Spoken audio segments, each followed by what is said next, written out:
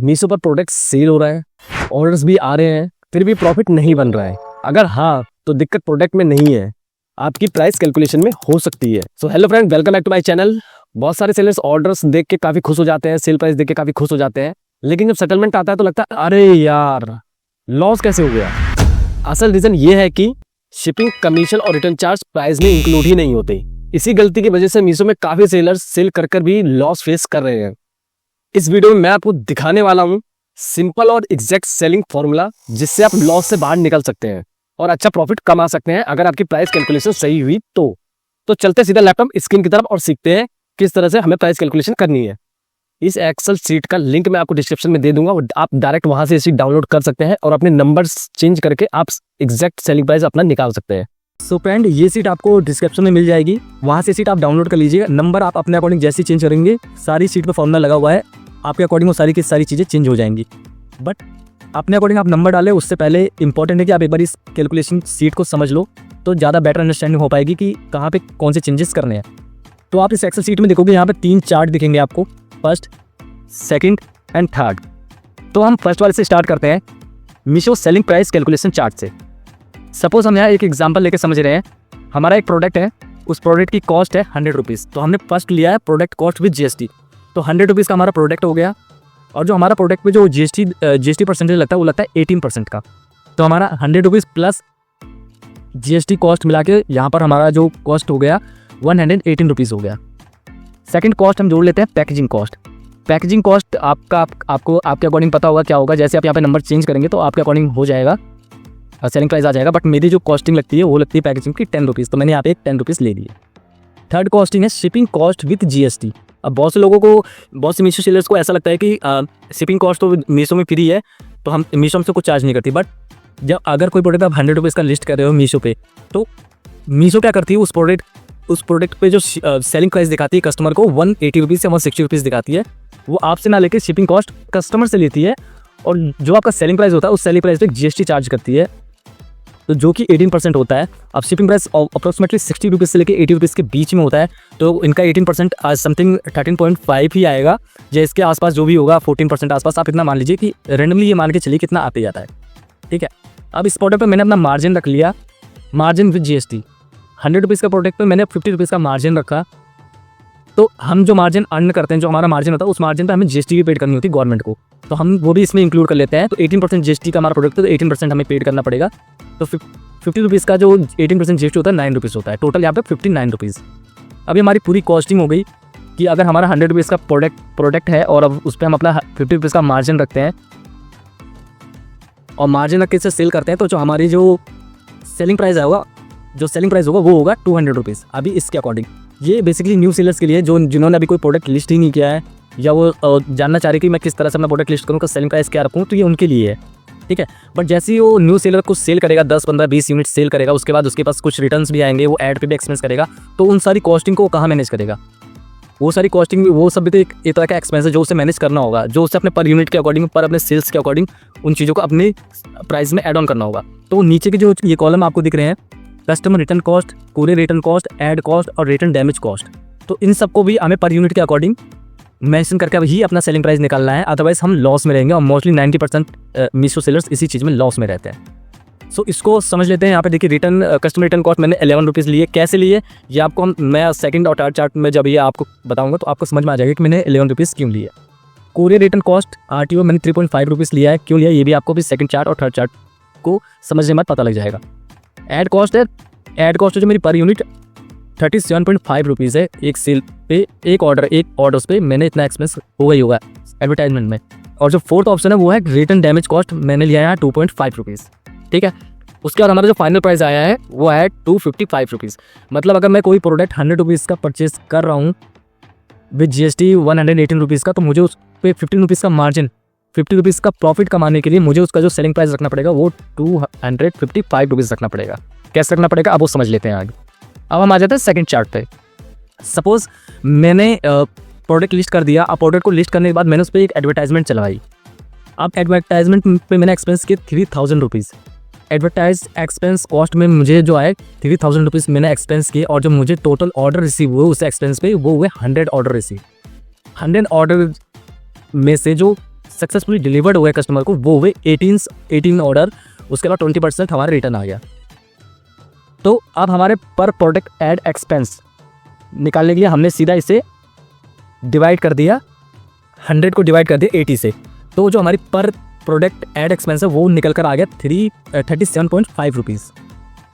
ठीक है, तो अब आपको यहाँ पे दिख जाएगा कि मैंने ऐड कॉस्ट में 37.5 रुपीज़ क्यों ऐड किया है पर प्रोडक्ट पे, क्योंकि ये हमारा रेशो है। आप रेशो जो है चेंज हो सकता है, आप हो सकता है आप एडवर्टाइजमेंट में 1000 रुपीज़ एक्सपेंस करें, आपके नंबर्स ऊपर नीचे हो सकते हैं, बट यहाँ पे मैं एक एग्जांपल के थ्रू समझा रहा हूँ, तो आप अपने नंबर्स अपने अकॉर्डिंग चेंज कर लीजिएगा, तो आपको फाइनल रिजल्ट मिल जाएगा।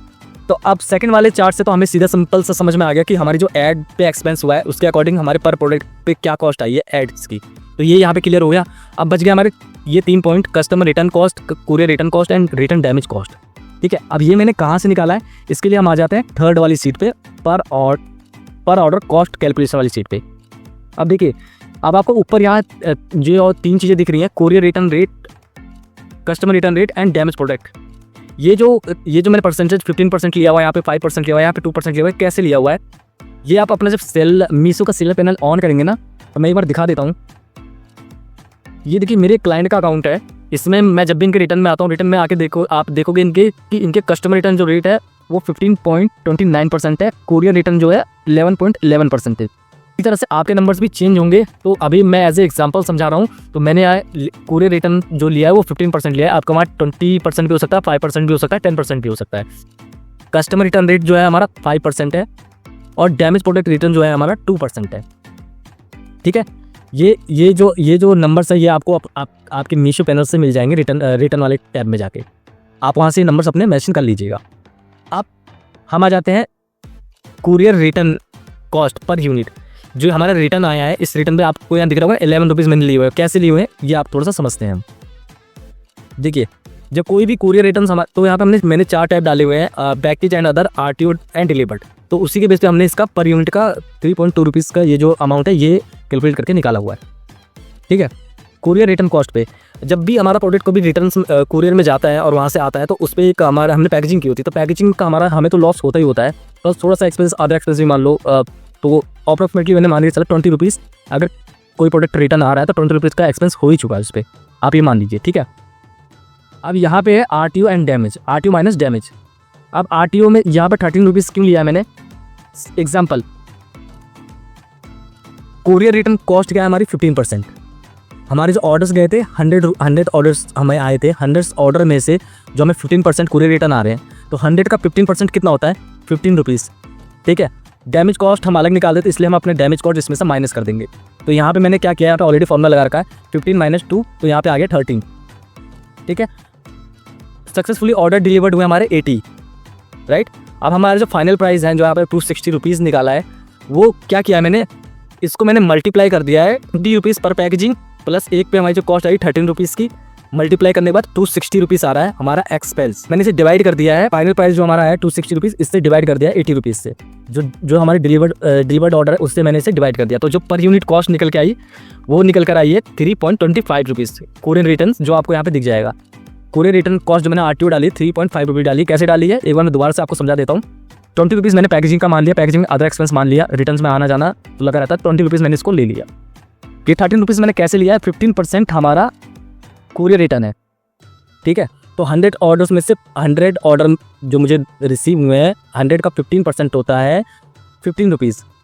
डैमेज कॉस्ट हम अलग ले रहे हैं, तो इसलिए 15 में से मैंने 2% माइनस कर दिया, मतलब 15 में से मैंने 2 माइनस किया, तो यार 13 रुपीज़ आ गया। अब इन दोनों एक्सपेंस को, ठीक है, मैंने मल्टीप्लाई कर दिया। 20 रुपीज़ तो पर यूनिट एक्सपेंस हो ही रहा है 30 रुपीज़ के अकॉर्डिंग, तो मैंने इसे मल्टीप्लाई किया 20 × 13, तो हमारा जो रिजल्ट आया वो आया 260 रुपीज़। अब पर यूनिट की कॉस्ट जो आ गई, मैं यहाँ पर यूनिट लिख देता हूँ, पर यूनिट एक्सपेंस निकालने के लिए मैं इसको फिक्स कर देता हूँ। पहले मैंने क्या किया, मैंने फाइनल वाले को डिवाइड कर दिया डिलीवर्ड ऑर्डर से। आपको ऊपर फॉर्मूला दिख जाएगा, यहाँ पे M9 L9 लिख रखा है, यहाँ पे M9 बोले तो L9 ये और M9 ये। ठीक है, तो यहाँ पे सीधा सिंपल मैंने इसको डिवाइड कर दिया 80 ऑर्डर से, तो यहाँ पे मेरे 3.25 रुपीज़ आया, जो मैंने यहाँ पे डाला हुआ है अपना कुरियर रिटर्न्स में। ठीक है, उसी तरीके से हम आ जाते हैं customer return cost per unit.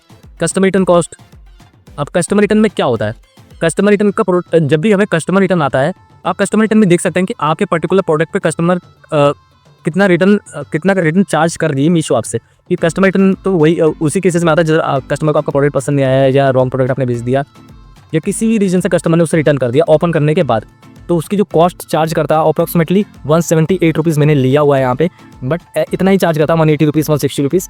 तो आपको अपने अकॉर्डिंग अपना नंबर जो भी हो वो चेक कर लीजिएगा मीशो पैनल में जाके। तो यहाँ मैंने ले लिया 178 रुपीज़। अब कस्टमर रिटर्न रेट कितना है हमारा है, यहाँ पे आप देखेंगे 5%। ठीक है, हमारा कस्टमर रिटर्न रेट है 5%। तो 100 रुपीज़ का 100 ऑर्डर्स का 5% कितना होगा, 5 रुपीज़ ही होगा। तो मैंने यहाँ पे 5 ले लिया। डिलीवर्ड वो ऑर्डर हमारे कितने 80 रुपीज़। सिंपल सेम फॉर्मूला मैंने इसमें भी अप्लाई किया। पहले मैंने इसे और इसे मल्टीप्लाई कर दिया, हमारा जो आया 890 रुपीज़ आया। ये फॉर्मूला पूरा लगा हुआ है, आप अब जैसे नंबर डालेंगे सारी चीज़ चेंज हो जाएंगी। 890 रुपीज़ आया हमारा टोटल। और पर यूनिट की कॉस्ट निकालने के लिए मैंने क्या किया, डिलीवर इस अमाउंट को डिलीवर्ड ऑर्डर से डिवाइड कर दिया, जो कि आपको यहाँ दिख जाएगा। तो पर यूनिट जो हमारी कॉस्ट आ गई 11.1 रुपीज़ आ गई, जो मैंने यहाँ पे आपको मेंशन कर रखी है, राइट। अब थर्ड वाला कॉलम समझ लीजिए डैमेज कॉस्ट रिटर्न, जो हमने आपने देखा था कि मैंने यहाँ पे माइनस कर दिया था, यहाँ पे हमने नहीं लिया था। तो डैमेज कॉस्ट भी हम जोड़ लेते हैं। हमारा 100 रुपीज़ का प्रोडक्ट है, क्योंकि हमने स्टार्टिंग में देखा हमारा 100 रुपीज़ का प्रोडक्ट है, अगर वो डैमेज हो गया खराब हो गया तो वो 100 रुपीज़ का लॉस होगा हमें। तो डैमेज कॉस्ट जो है हमारी ये कितनी है, डैमेज कॉस्ट डैमेज प्रोडक्ट की जो हमारा परसेंटेज है 100 में से हमारे 2 ऑर्डर डैमेज हो रहे हैं, 100 में से 2 रुपीज़ ही हमारा डैमेज परसेंटेज होगा। तो 100 रुपीज़ डैमेज कॉस्ट ले ली मैंने और परसेंटेज है 2, तो 100 का 2% 2 ही होगा। ठीक है, डिलीवर्ड ऑर्डर 80 रुपीज़। इसमें भी सिंपल मल्टीप्लाई कर दिया हमने डैमेज को, जितना हमारा ये परसेंटेज था उससे हमने मल्टीप्लाई किया, तो हमारा 200 रुपीज़ आ गया फाइनल। अब 200 रुपीज़ को मैंने डिवाइड कर दिया 80 से, तो हमारे जो पर यूनिट कॉस्ट आ गई वो आ गई 2.5 पीस, जो मैंने यहाँ पर प्रॉपर मेंशन कर रखी है। ठीक है, उसके बाद ही हमारे फाइनल सेलिंग प्राइस आया है। तो ये जो सीट है मैंने प्रॉपर यहाँ पे एक्सप्लेन कर दिया। बाकी आपको इसमें कुछ ना समझ में आए तो आप मुझे कमेंट कर सकते हैं, बाकी मैं आपको प्रॉपर ये चीज़ और एक्सप्लेन कर दूंगा। बाकी यहाँ पे कुछ भी ऐसा है नहीं, अगर आप इसे प्रॉपर समझोगे तो आपको सब कुछ यहाँ समझ में आएगा, इसलिए मैंने कॉलम बाय कॉलम सारी चीज़ों को बना रखा है। बस हाँ, ये नंबर्स चेंज होंगे, मैं अभी भी आपको बता दूँ, कभी आप एग्जैक्ट ऐसा ही मान लो, ये नंबर्स जो हैं नंबर्स सारे चेंज होंगे, बाकी इस पूरे नंबर्स पे सब पे फॉर्मूला लगा रखा है। सिर्फ आपको अपने नंबर्स चेंज करने हैं और सारी की सारी चीज़ें, सारा का सारा रिजल्ट आपके सामने एज इट इज़ आ जाएगा। तो आज की वीडियो में इतना ही, मिलते हैं नेक्स्ट वीडियो, तब तक के लिए थैंक्स फॉर वॉचिंग।